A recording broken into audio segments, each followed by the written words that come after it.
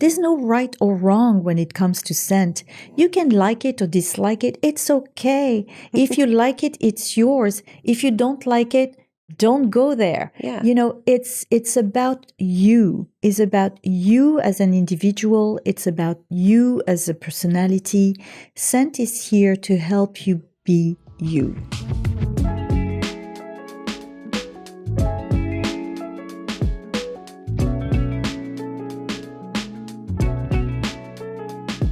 I'm going to close my eyes. We can close our eyes. And could you take us through Antibes, what you're seeing, what you're smelling, and what it's like, and take us there? Yes.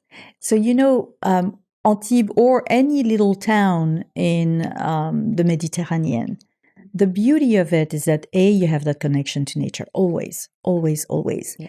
And then what is absolutely amazing is that there's a sense of joy and life-loving in the Mediterranean. People are very joyful around the Mediterranean. Would it be Spain, France, Italy? They're very joyful. They love life. And so every aspect of life becomes an adventure.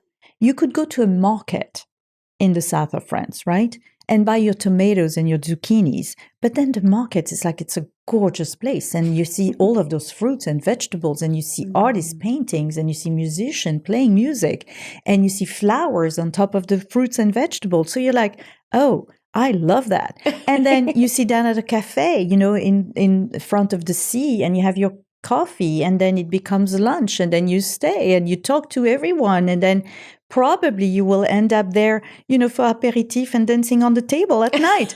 So it's like life is enjoyed.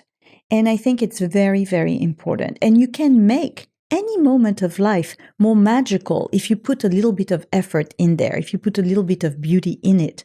And so that's the message, if you will, of my hometown. And then I try to put those elements in the fragrances that I'm creating. So every one of my fragrances is inspired by one core raw materials that grows around the Mediterranean, and then we built around it. But if you close your eyes like you wanted to do, every one of them will transport you to a place or a moment. There is a place in the world and in my heart where I was born, a place of discovery, wonder, and grace. A place made of hedonism and humanism. A place where the sun is like gold. A place of overload of sensations, colors, and scents. Of breathtaking landscapes that take you by surprise and leave you forever changed. My brand is like a home in the Côte d'Azur that echoes the blue hues of the sky and the sea, the shimmer of the sun, the clarity of the light, wide open to welcome you in. And it will make every effort to add beauty to everyday life. The kind of beauty that enchants the senses and lifts up the soul.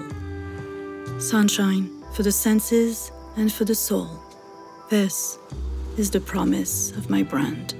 I remember you saying once that after your beautiful career, after you've been helping other brands launch fragrances, launch beauty products, it was your dream to launch your own.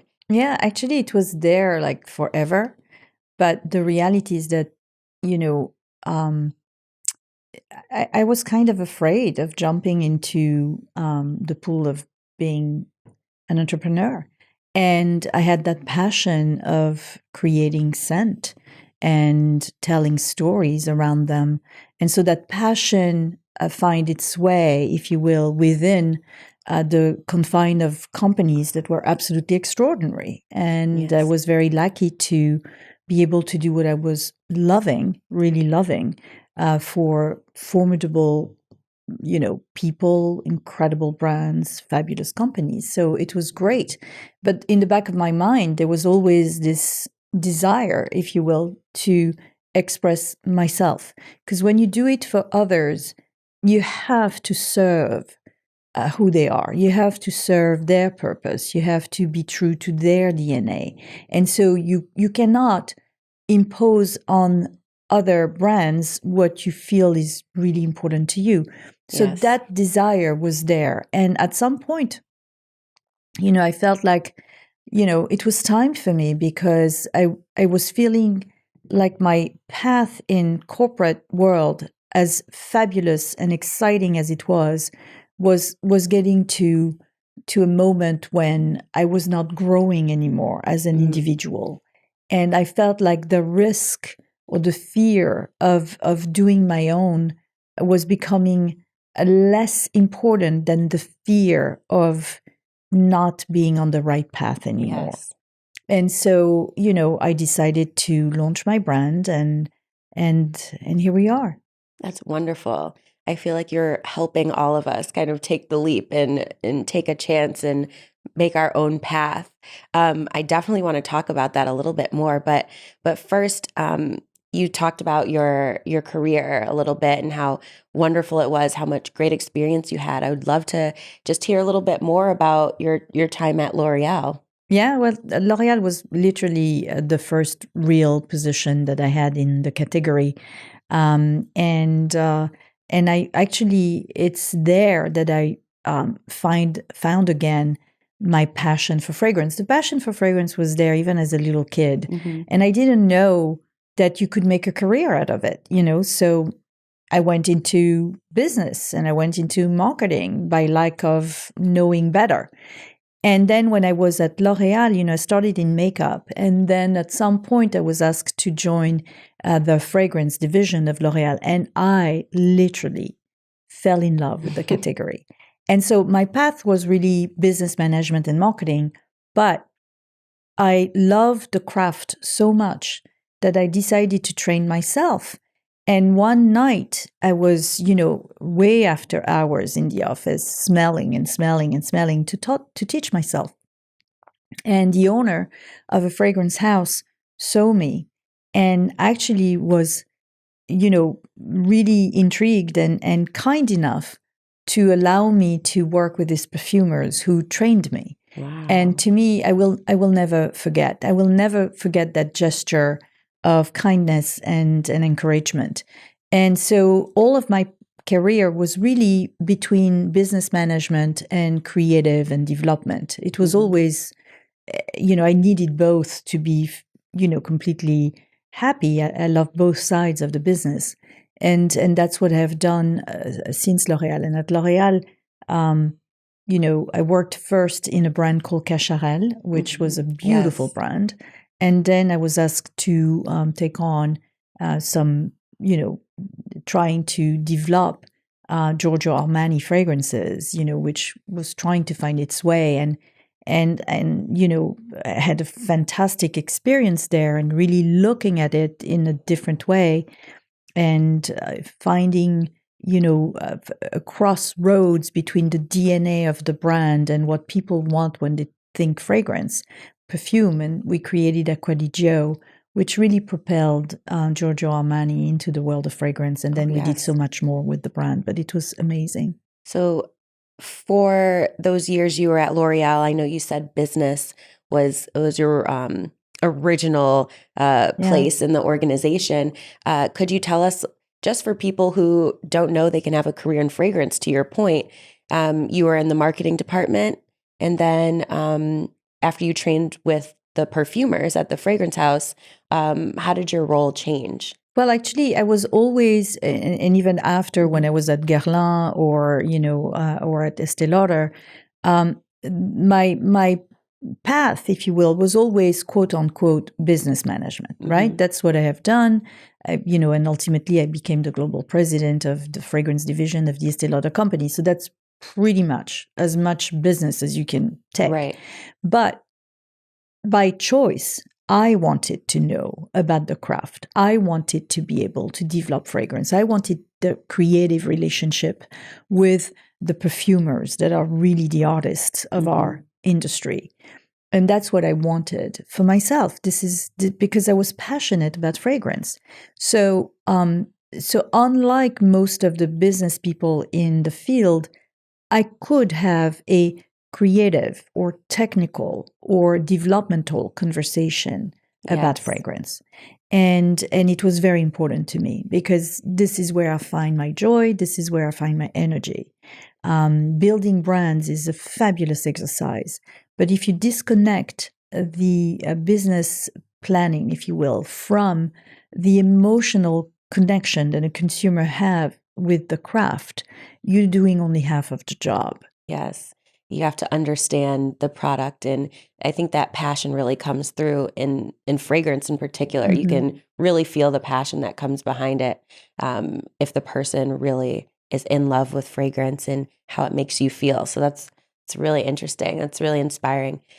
I haven't heard many people who are on the business end get that passionate about the product, about fragrance in that way, to study it in their spare time. Yeah. And also, with the category of perfume, there's nothing rational about it when you think about it, right? Your connection with perfume is pretty much instinctive and emotional, and it's because your sense of smell is connecting to your limbic system and your limbic brain and your reptilian brain, which is the center of your instinct and the center of your emotions. All of our other senses are going through the cortex, which is the rational brain. Right. Okay.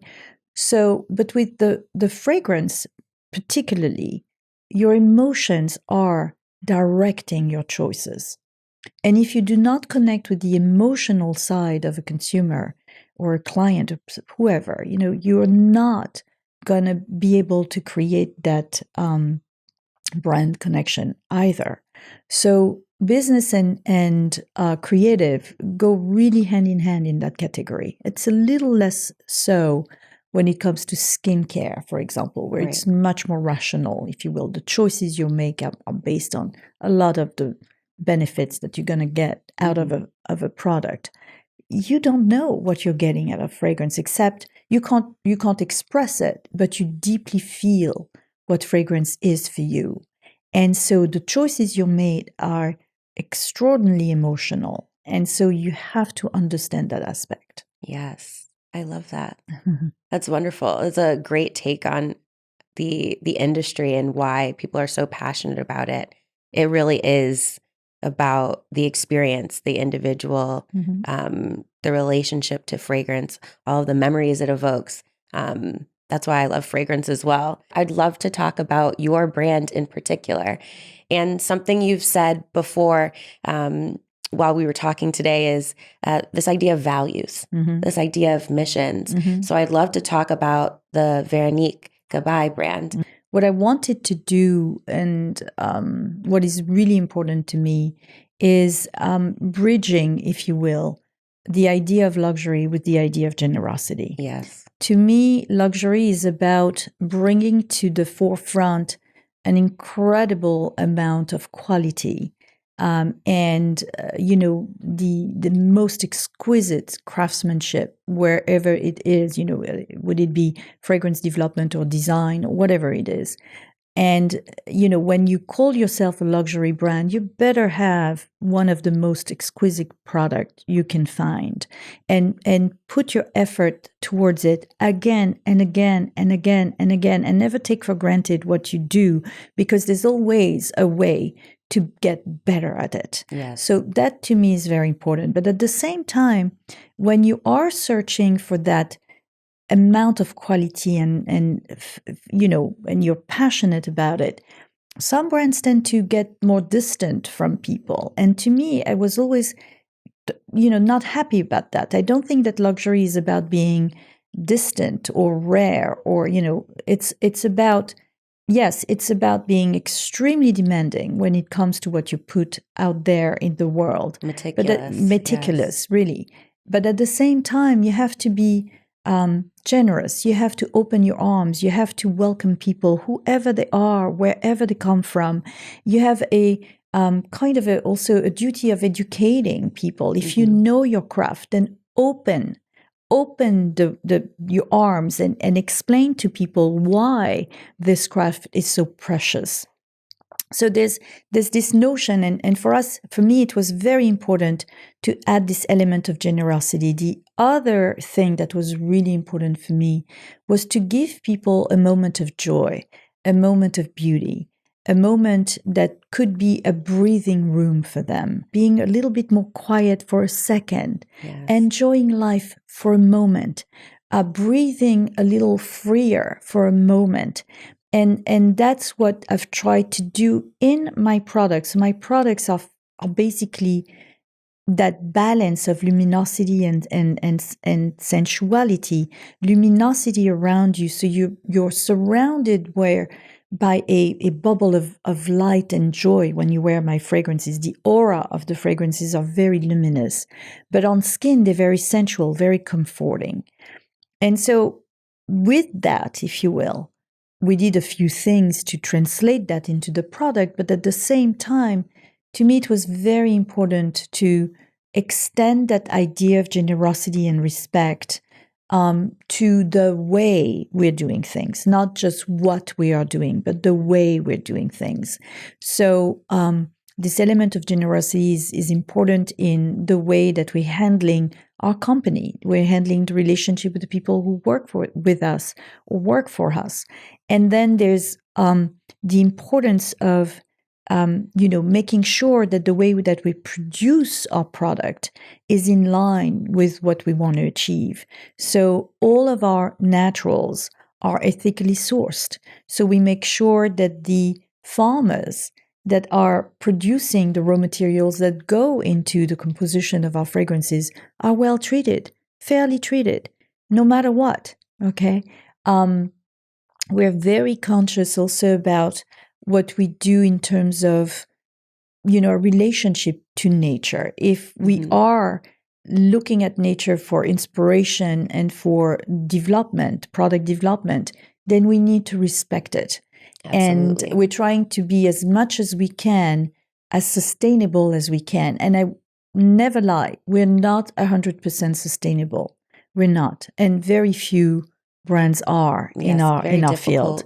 But we are working very hard to improve that element of sustainability in everything we do. So I'd like us to go back to the beginning and talk about you, this person who has such strong values that has to come from, your origins. So I'd love to talk about where you grew up and how you first fell in love with fragrance. Yeah. So I was so lucky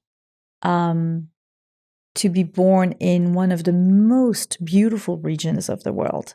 I was born in the south of France by the Mediterranean Sea in a place called the Côte d'Azur or the French Riviera. And I was born in a little town called Antibes.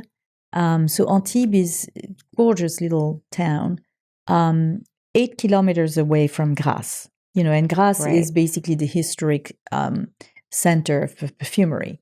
So obviously, when you are born in that region, you're surrounded by the beauty of nature. You're surrounded with the abundance of plants and flowers and trees and fruit. So you're surrounded with it. And you're basically living within nature. You have the sea in front of you. You have the mountains behind you. You have this gorgeous, nature around you. And so nature was always a very important component of my life. I need it. If I am not in nature for, I don't know, more than, if I am away from nature more than a week, I'm dying on the vine, literally. Wow. I need it. Yes. So that connection to nature was really important. And what I'm trying to do in the perfumes is bringing nature in the bottle. So when you smell my perfumes, you are immediately transported into a place, into a moment in nature. But to go back to the values, yeah, I think that, I was raised by parents that were absolutely amazing. And they're not with us anymore. And they were tough, believe me. I had my moments with my mother. Yeah. Don't we all? Well, yeah. But my father was loving life. And my mother, at a time when it was difficult to be independent, was an independent woman.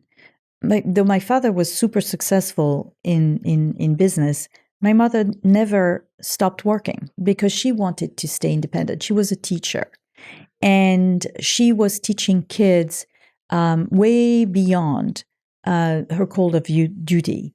Both of my parents were born in Tunisia at the time when Tunisia was part of France.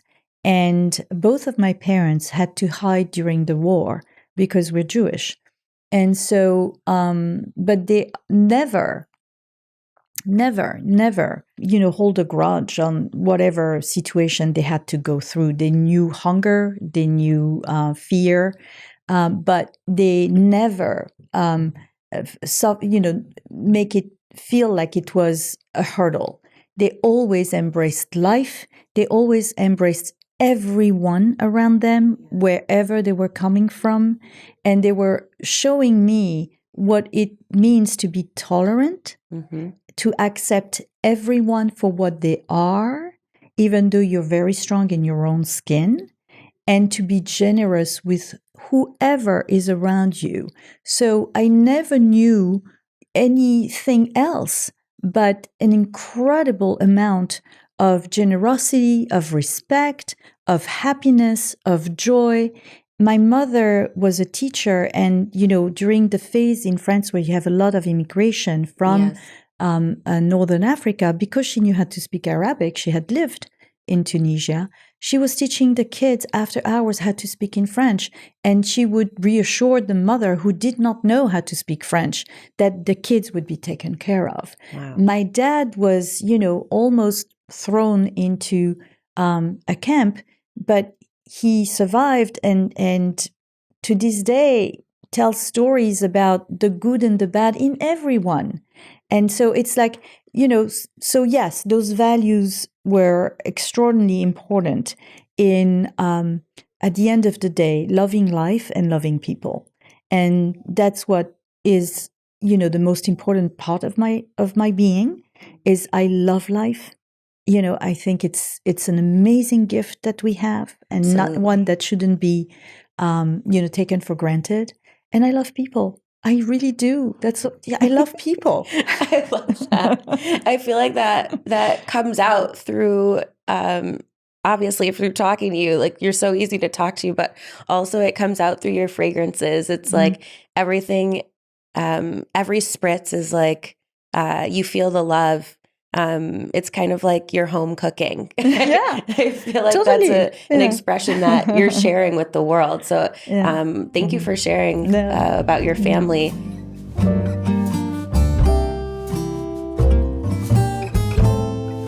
Let's start with, and also correct me if I'm pronouncing it too regular, like American-y. That's okay. But Le Point G. Alors, the G-spot. So this one is one of my newest fragrance, and basically this one, I would say, was created as an ode to women. Okay, it's created as an homage to women's body. And to me, there's something absolutely gorgeous about a woman's body. And no matter how you live your life, there's no, there's absolutely no, concern about your choices in life. But a woman's body, at the end of the day, is the body that gives life. Yeah. And as I said, I love life and I love people. So, I think there's something absolutely gorgeous about a woman's body just because it is capable of giving life. Absolutely. And so the curves and the nuances of a woman's body, whatever the woman's body is like, there's something at the same time very strong and at the same time very tender in a woman's body. And I wanted to pay homage to that body, and to basically, pay homage also to the way that a woman feels her sensuality and her pleasure. And for once, for crying out loud, I wanted this to be expressed through the lens of a woman and not through the lens of a man. I know that's right. All right. And so to me, also when you talk to your girlfriends, the notion of pleasure, the notion of sensuality is not necessarily what you see on TV or what you see on the movies or what you hear about. Right. It's a very different thing, and it's never been told really in scent, right? And so I wanted to tell that, access to pleasure and sensuality through the lens of a woman. So here we're talking about how do you feel that pleasure? And a woman pleasure is built little by little. It's waves of different things that basically culminate into a climax. But it's like layers after layers, you build that pleasure. And that's what Le Poinget is about. It's like this pulse, this vibration, these waves. And so we built it through different ingredients like iris, to me, which is like a kiss. Oh, gorgeous. Okay. Or the rose, that's like another kiss. Or the caress of musks that feel like a caress on your skin. Or, then you go into the soft bite of a leather, and then you go to the depth of woods and the vertigo of vanilla, So to me, that's what Le Poinget is. So Le Poinget is less about a space, if you will, but way more about a sensation, feeling. The sensation of pleasure for a woman by a woman. I feel like I am in the fragrance. I feel like I am the fragrance. That's so wonderful.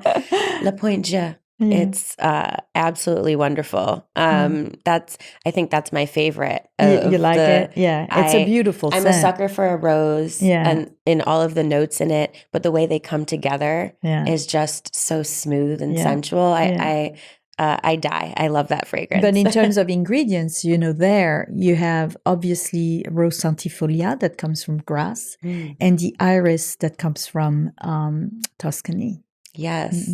The rose centifolia, that's a particular quality of rose, right? Could you describe what that adds to the fragrance? Sure. So rose centifolia, you have two kinds of rose. There's two categories. One is called rose damascena and one is rose centifolia. Rose damascena is the rose that you will harvest in most areas of the rose places. Like you find that in Morocco, you find that in Turkey, you find that in Bulgaria. Rose centifolia is mainly coming from Grasse, from the south of France. And so rose damascena will give you something very round and voluptuous, Rose centifolia is a little bit more complex. In rose centifolia, you smell a lot of different facets. You smell the dew of the morning. You smell almost like a green note. You smell a fruity note. You smell an earthy note. You even smell a touch of what I could qualify as smelling like artichoke, like a green note. Yeah. But centifolia gives you what I call, the whole of nature. And I love it. It's like a hyper reality, an intense. It's so beautiful. And Damascena is gorgeous too, but Damascena is rounder, fuller, So usually when you do scents with rose, we tend to use both to give you a lot of inflections. Dimensions. In Poinget, it's mostly centifolia we have in the fragrance. Wow. I don't think people know.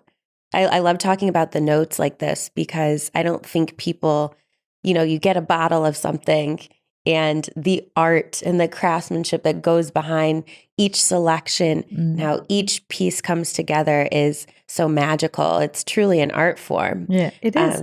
Let's talk about Souvenir de Tunisie. Yes. Did I say that properly? Yes, you did it so beautifully. And so for everyone listening to us, Souvenir de Tunisie means souvenir from Tunisia. And again, this one is an homage to my parents. And so the common thread when it comes to ingredients between the south of France and Tunisia is actually orange blossom. Orange blossom actually came from the south of France. And because France, colonized Tunisia for quite some time, they brought to Tunisia and Morocco the orange tree. And it just so happened that the orange tree became like absolutely phenomenal, in those regions and became flourished. And so orange blossom really became phenomenally important in Northern Africa. And it's in Tunisia today is the biggest grower of orange blossom. Oh, cool.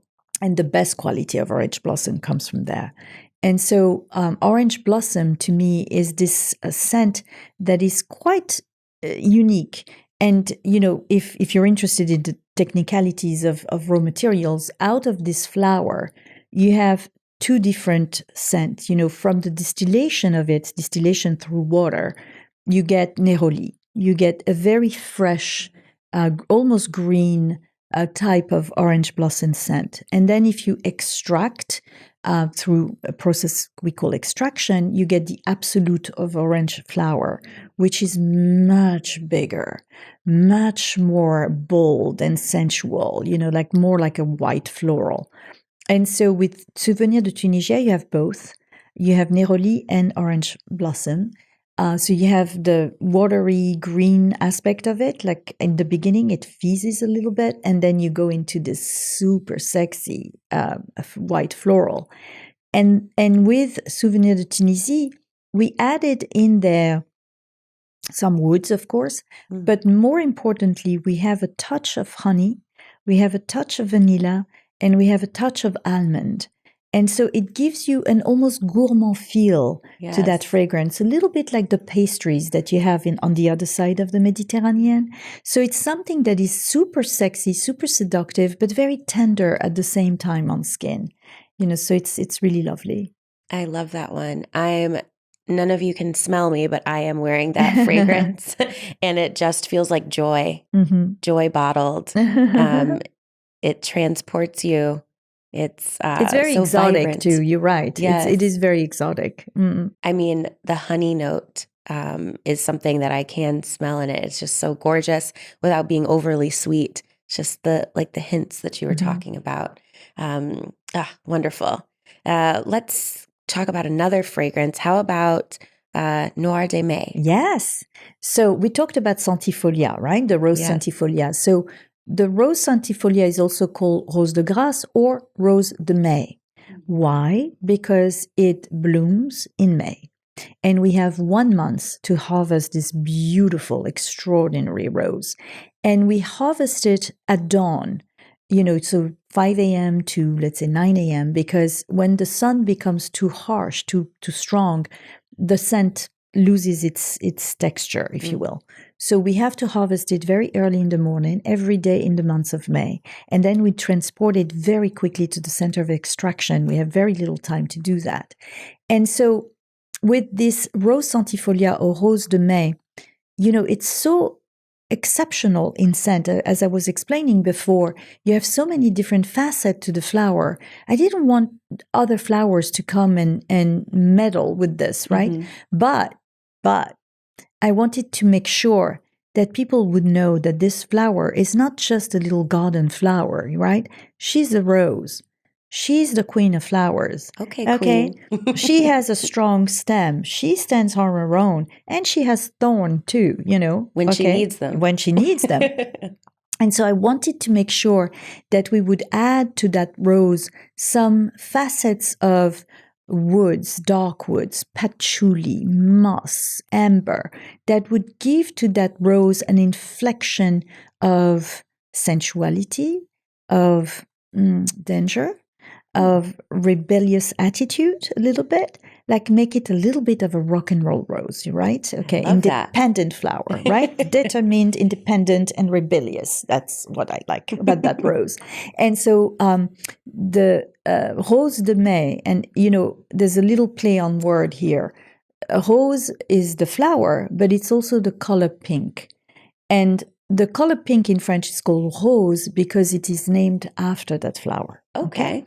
So the rose de Mai for me, my rose de Mai is a little bit more independent, right? She's naughty and she's independent. And so I played on word and I add this dark facet to it. And so that's why I call it Noire de Mai, meaning black of May, dark of May, if you will. So that's the play on word. Okay, let's talk about sexy Garrigue. Yeah, sexy Garrigue. So the Garrigue is the forest that basically is off the coast.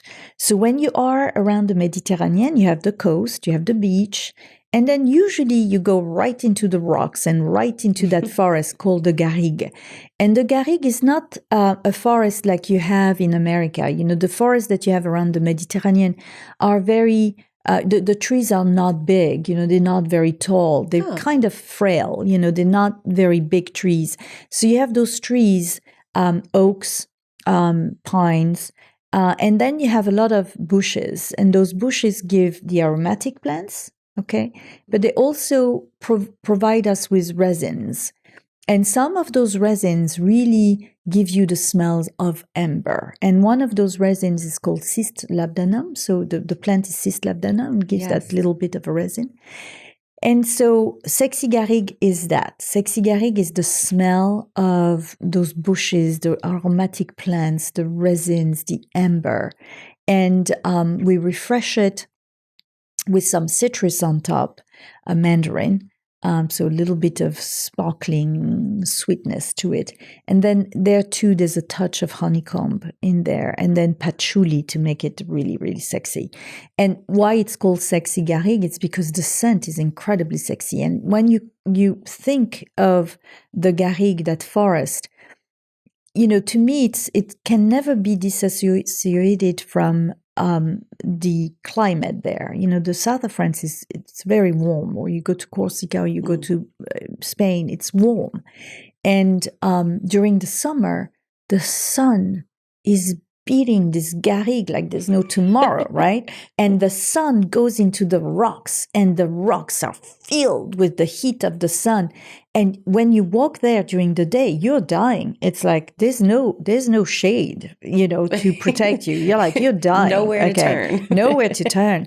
And so the moment when you can really appreciate the environment is at night, when the sun sets, and suddenly the rocks start to cool, and suddenly the smell of the Garrigue is exhaling, and you have all of that aromatic plants and those resins and that amber, and you open the windows of your home and the smell comes into your home, and you're like, ooh, it's time to enjoy the night.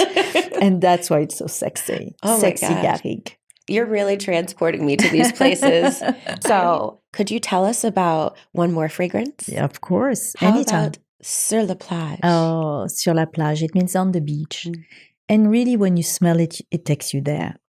And what sur la plage is about is the sensation of being on the beach.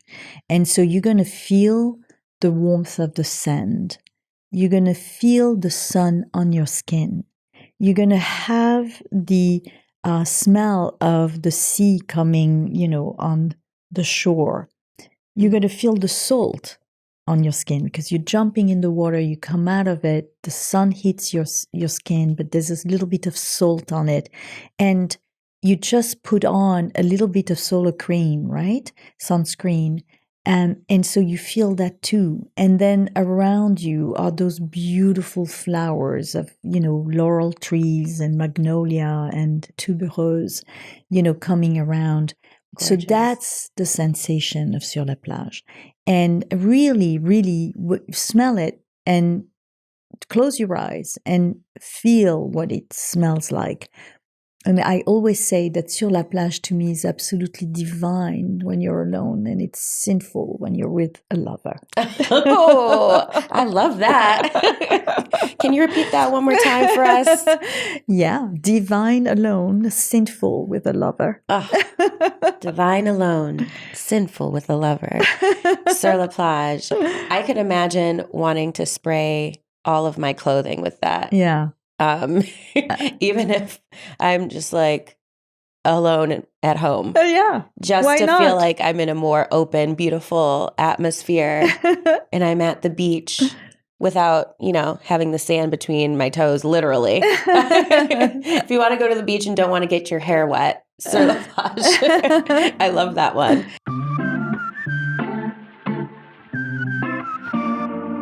So I'm going to quickly give you a quality, like an adjective or a space or a vibe. And I would love for you to tell us the first few notes that come to mind that I love that represent game. Yes. The first one is glamour. Gold. Luminosity. Sunshine.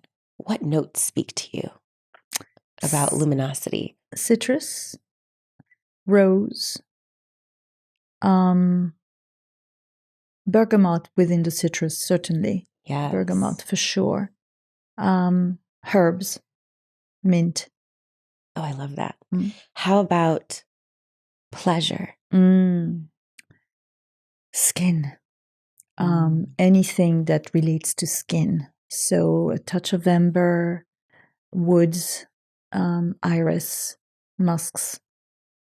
Yes. How about womanhood? Full. Something round, full, strong, planted on the earth.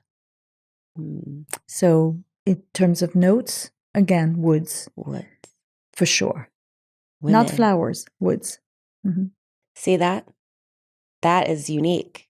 We tend to think of florals just being a woman, but womanhood, the way you describe it, it's so multifaceted. And I love that you said woods and not just like a pretty delicate flower. How about heat?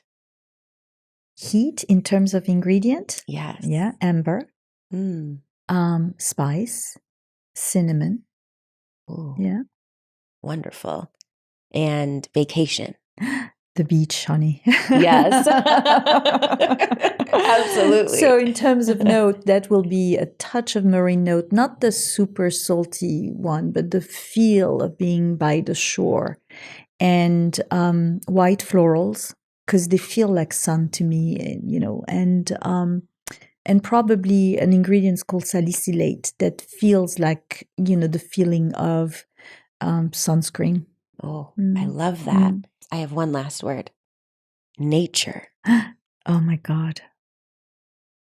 There's so much, with nature to me. I mean, the first thing that come to me again would be green notes and woody notes. But then all of the flowers, some of the fruits, not all of the fruits. Some fruits feels too creamy or lactonic, and that takes me away from nature. But everything really, relates to nature. Yes, it's all around us. Yeah. Thank you for playing with us. Oh, I love it. I love identifying the notes because, we're working for Scentbird. We're a digital platform where people are able to discover fragrance. And there's, we're in this new world where you can't always get to a department store. You can't always get to where the fragrances actually are. So hearing associations with different vibes or qualities can really help people to find their footing when they're searching for fragrance online. Hopefully, as Scentbirdies, people who are customers of Scentbird can go find your fragrances and understand them a little bit better, and they can kind of already smell them. Yeah. So they know which ones they'll be able to pick and try out. No, for sure. And I think you're doing a great job in connecting people to fragrance and allowing them to sample and to discover and to try, as much as they want or as they can. Absolutely. I think, I know abroad, there's a longer history of fragrance in a more rich fragrance culture in some ways. And in the United States, sometimes I think people feel like they have to pick just one fragrance. But, it's interesting because this is changing quite rapidly. And I was really fascinated by what happened during the pandemic, actually. Because, yes, if you go to some areas of the world like Europe or the Middle East or Russia, there's a deep understanding of scent, and scent has been part of the daily life of men and women alike for centuries. The US is a little more, young when it comes to the connection to scent. That being said, it's very interesting to see that during the pandemic, the American people have understood what Europeans, Russian, Middle Eastern people have known for a long time, is that scent is not something you do just for others. Mm-hmm. It's something you do for yourself. It's a pick-me-up.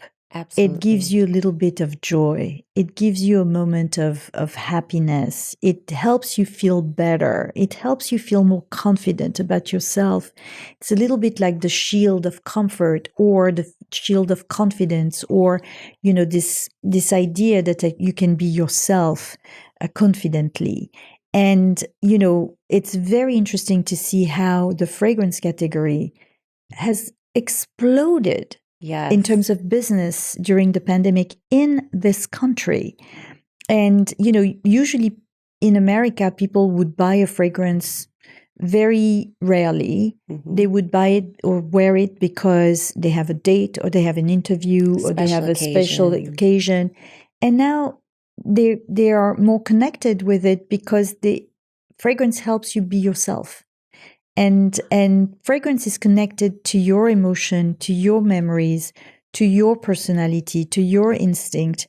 And there's no right or wrong. And I think this is also something I want to say to people that are listening to us. There's no right or wrong when it comes to scent. Yes. You can like it or dislike it. It's okay. If you like it, it's yours. If you don't like it, don't go there. Yeah. You know, it's about you. It's about you as an individual. It's about you as a personality. Scent is here to help you be you. I couldn't have said it better myself. Mic drop. Scent is here to make you feel like you. Exactly. It's here for you. It's not something you aspire to. It's not out of your reach. It's an expression. Yeah. I love that. And as a fragrance maker, if you will, as crafters, if you will, we're here to serve that. You know, we're here to help you. We're here to make you feel better. And if we can make that and put a smile on your face, well, you know what? It's already good enough. Absolutely. I love that. Thank you so much for talking to me. Thank you, Brittney. I've had the best time talking to you. I'm so happy that we did this. Thank you so much, Brittney. And thank you to Scentbird. I mean, it's a fabulous, fabulous company that really connects people to, you know, what most of us are trying to do, and which is creating beauty, you know? Yes. Wonderful.